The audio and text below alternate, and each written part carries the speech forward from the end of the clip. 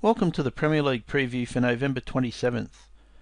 A low-scoring weekend in the Premier League was a profitable one for our recommendations, as the 0-0 between Swansea and Liverpool ensured we made up for the previous week.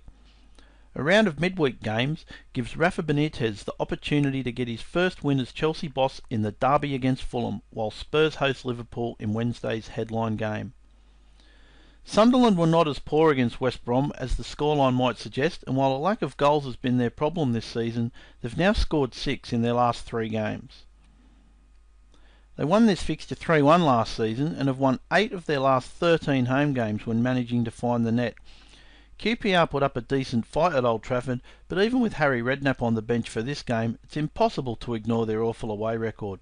They've conceded in their last 23 away games and have lost 17 of their last 20, including 6 of their last 9 at bottom half teams. At 2.3, Sunderland look great value to get their third win of the season.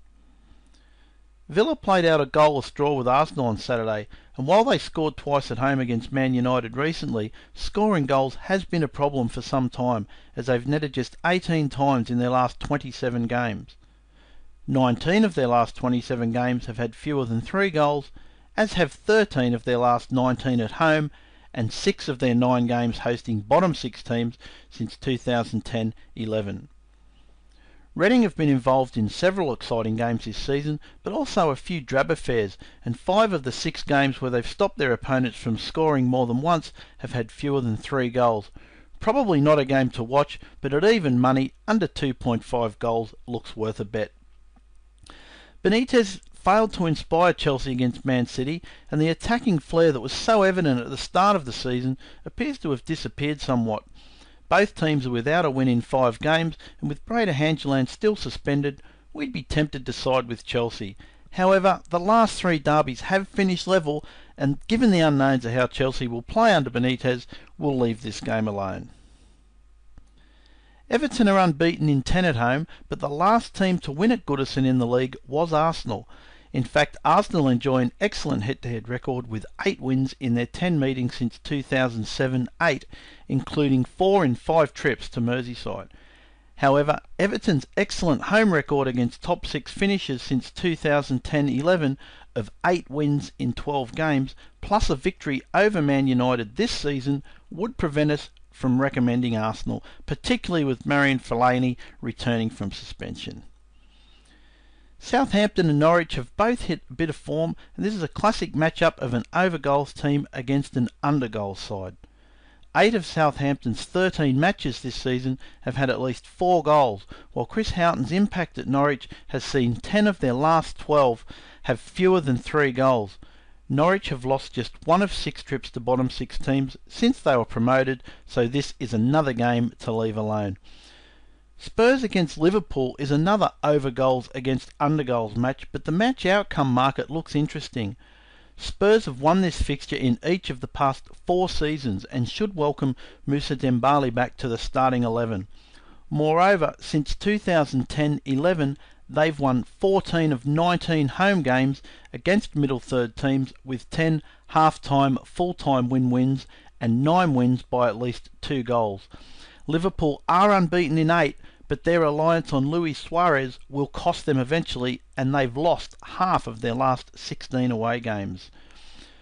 Stoke put in a very Stoke-like performance to beat Fulham 1-0 at the weekend, and now 12 of their last 14 home games have had fewer than 3 goals, as have 21 of their last 26 games home and away.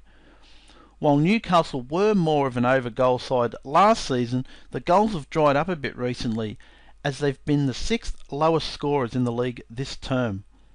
7 of their last 12 games, including 4 of 6 on the road, have had fewer than 3 goals, and given the strength of Stoke's stats, we have to go for under 2.5 goals at 1.75. Swansea did the double over West Brom last season and come into this game in excellent form, as only Man City have beaten them in their last 7 games. They've also lost just 1 of their last 10 at home and have scored first in half of their 10 home games against top half teams. West Brom are looking for a 5th consecutive win, but have conceded first in 8 of their last 12 trips to middle third teams, as well as to all 3 teams they've travelled to this season that are currently above the bottom 6.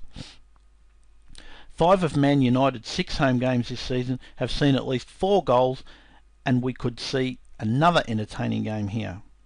United have scored at least twice in 17 out of 18 home games, but have kept just 2 clean sheets this season, and 10 of their 13 home games since the start of last season, when they've conceded, have had at least 4 goals. West Ham scored in 8 of their last 9 games, and since 2007-08, 47% of matches involving top 4 finishers hosting promoted teams have had at least 4 goals. Wigan continue to be hard to predict, while Man City remain unbeaten despite not playing particularly well. City have won only 8 of their last 20 away matches, and they've drawn the first half 16 times.